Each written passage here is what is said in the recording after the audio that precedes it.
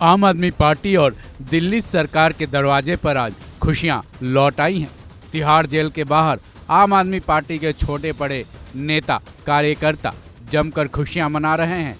वजह है मनीष सिसोदिया, जो कि 530 दिनों के बाद आज़ादी की हवा में अब सांस ले रहे हैं। यानी कि सिसोदिया अब जेल से रिहा हो चुके हैं। उन्हीं की रिहाई की खुशी में यहां जश्न का माहौल है।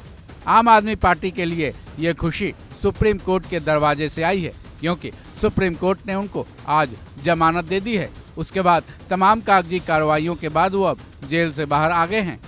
सुप्रीम कोर्ट ने मंगलवार को सिसोदिया के केस में फैसला सुरक्षित रख लिया था, जिसके बाद आज फैसला सुनाया गया। सुप्रीम कोर्ट में पहुंचे इस केस की सुनवाई 2 जजों की बेंच ने की थी और फैसला भी उन्होंने ही सुनाया।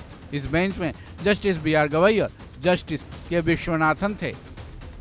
सुप्रीम कोर्ट की बेंच ने जहां एक तरफ मनीष सिसोदिया को बेल दी, वहीं दूसरी तरफ लोअर और हाई कोर्ट को फटकार भी लगाई। सुप्रीम कोर्ट की फटकार की जज से आज ED और CBI भी नहीं बच सके।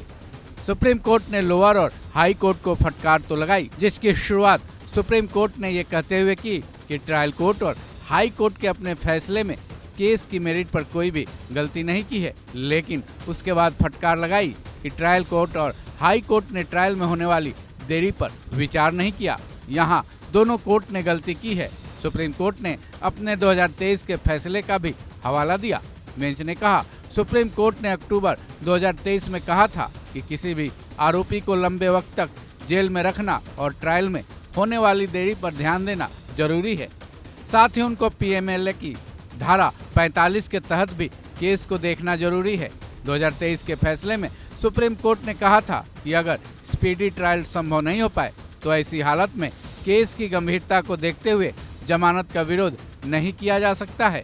सुप्रीम कोर्ट की बेंच ने यह भी कहा कि अक्टूबर 2023 के फैसले को ट्रायल कोर्ट और हाई कोर्ट को नज़रअंदाज नहीं करना चाहिए था। जस्टिस गवई की बेंच ने अपने फैसले में यह भी कहा कि इसके लिए सिसोदिया को गलत नहीं ठहराया जा सकता है, क्योंकि उन्होंने पेपर्स के इंस्पेक्शन के लिए आवेदन दाखिल किया था।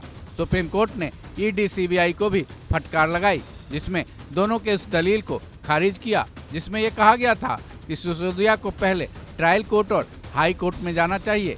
इस बारे में सुप्रीम कोर्ट ने कहा कि दोनों जांच एजेंसियों की तरफ से ऐसी दलील देना सांप सीढ़ी का गेम खेलने जैसा है, क्योंकि किसी को भी इंडिविजुअल फ्रीडम के लिए एक कोने से दूसरे कोने तक जाने के लिए बिल्कुल ही बाध्य नहीं किया जा सकता।